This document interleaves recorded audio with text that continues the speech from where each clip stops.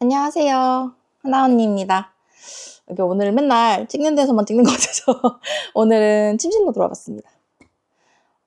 근데 벽으로만 봐서는 뭐가 다른지 잘 모르실 수도 있을 것 같긴 한데, 저의 기분상 옮겨봤습니다. 저의 기분상. 그래서 오늘 할 이야기는 제가 해외 생활 19년 차라고 했잖아요. 대략 한 8개국 정도를 돌아다니면서 살았다 보니까 저랑 친한 사람들도 흔하게 하는 질문이 어느 나라가 제일 살기 좋아?거든요.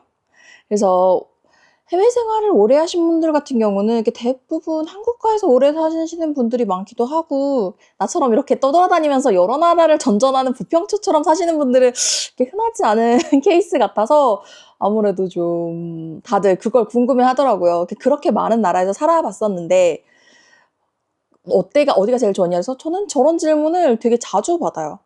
왜 한국에서 밈적으로 많이 소비되는 게 있잖아요. 포브스가 선정한 탑3 이런 거 한국에서 되게 널리 퍼지고 그런 게 대다수의 한국인들이 그걸 즐기는 걸 보면 저런 질문은 한국인의 종특인가 싶기도 하고, 그러니까 나는 성격상 모든 걸 내가 생각한 식으로 카테고리화해서 도식을 잘 해놓는 사람에게 불구하고 저 질문에 대한 대답이 너무 어려워요. 이게 왜 그런지 제가 천천히 짚어드리도록 하겠습니다. 일단 저 질문이 어려운 이유는 결과값을 도출하기만 하는 식을 제시하기 때문에 맞는 답을 찾을 수가 없는 거예요. 자, 여러분, 실험을 할 때 가장 중요한 게 뭔지 아세요? 바로 변인 통제입니다. 그러니까 통제 변이는 모든 것이 통제되어 있는 상황에서 조작 변인 하나만 바꾸는 실험을 해야 정확한 답을 얻을 수가 있는데, 인간은 그런 존재가 아니죠. 완전히 반대예요. 그러니까 조작 변인 무한대에 통제 변인 한두 개 정도가 맞는단 말이에요. 그래서 원래 삶이라는 것과 인간의 취향이라는 건 아주 다양하고 다면적이에요. 그렇기 때문에 다른 사람에게 가장 좋았던 것도 나한테는 별로일 수도 있단 말이에요. 이게 나한테 가장 크게 다가왔던 게 바로 호주예요. 실제로 결혼 전에는 내가 가장 오래 살았던 게 호주였거든요. 그러니까 대략 한 2년 반에서 3년 정도를 호주에 살았으니까 토마스를 만나기 전에는 가장 오래 살았던 게 호주였어요. 근데 저는 호주에 살면서 계속 유럽을 그리워했어요. 많은 사람들이 얘기를 하고, 한국에서 꽤 많은 사람들이 호주에 가서 호주랑 너무 잘 맞고 호주에서 살고 싶다는 이야기를 하는 것도 되게 많이 봤거든요. 그래서 어떻게 보면 저도 호주에서 계속 공부를 하고 거기서 계속 지냈다면 그랬을 수도 있는데, 그러니까 누군가한테는 이게 지상천국으로 여겨질 수 있는 호주가 나한테는 여기서는 더 오래 살기 힘들겠다라는 생각이 드는 나라였던 거예요.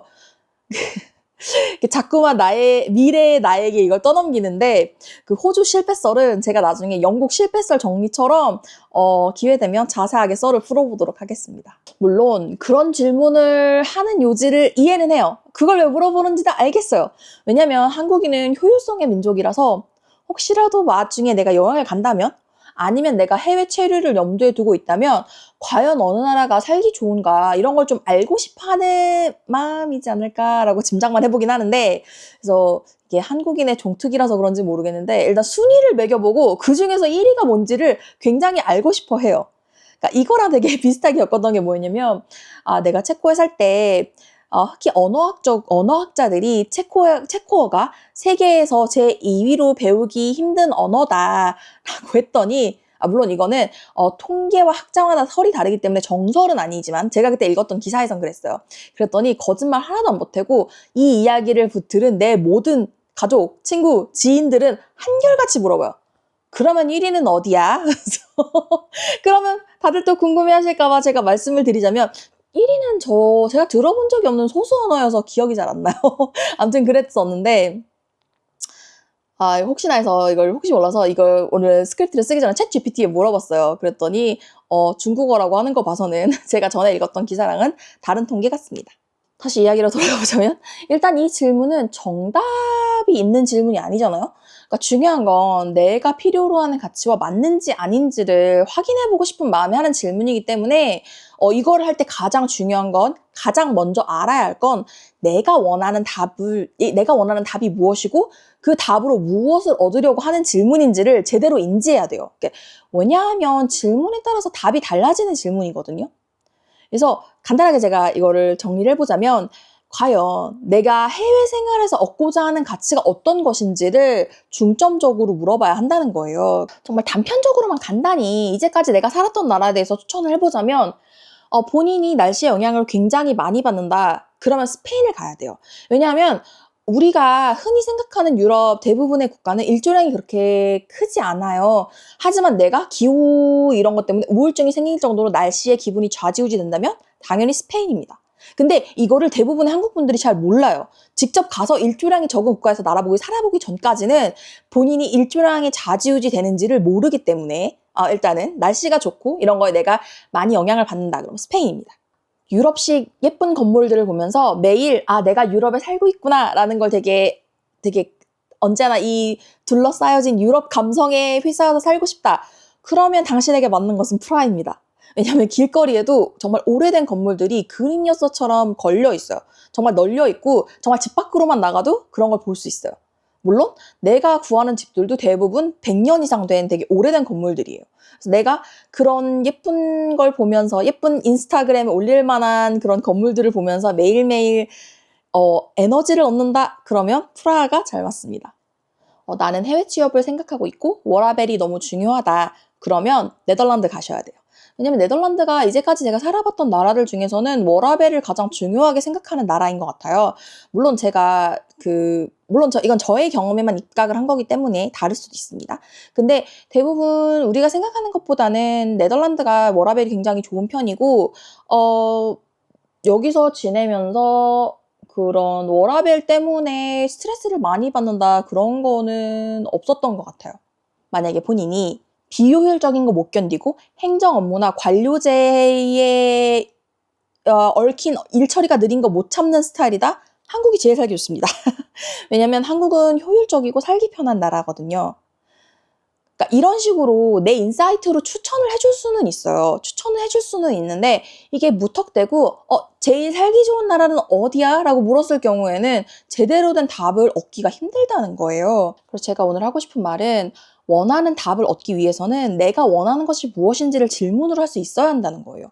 내가 원하는 것이 무엇인지, 내가 견딜 수 있는 한계는 어디까지인지, 내가 버틸 수 없는 단점은 어떤 건지 확실하게 알고 있어야 이런 질문을 세세하게 할 수 있고 이 질문을 했을 때 돌아오는 답이 내가 원하는 정답에 가까울 수 있다라는 거거든요.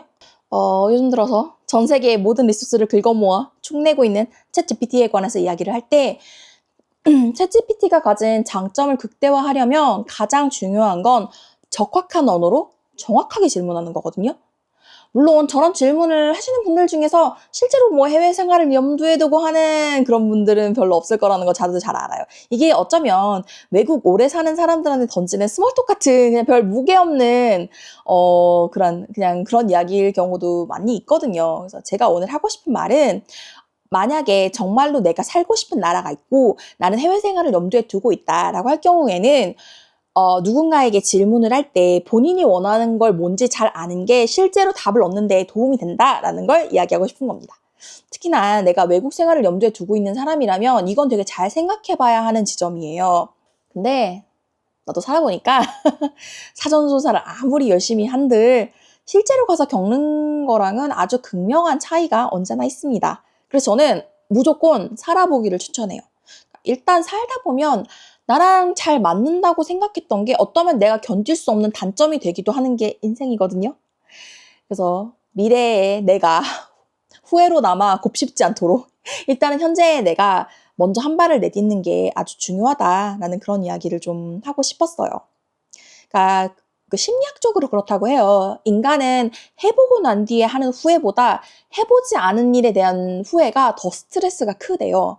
그래서 해보고 나서 이건 내 길이 아니었다 할지언정 나한테 알맞는 엔딩을 줘야 한다고. 그러니까 그래도 여러분들보다는 조금 더 살고 조금 이것저것 해보고 조금 더 고생해본 언니로서 이런 얘기를 해줄 수 있겠다라는 게 오늘 이야기의 결론입니다. 솔직히 얘기하면 나는 해외 사위를 하면서 되게 일이 잘 풀린 케이스예요.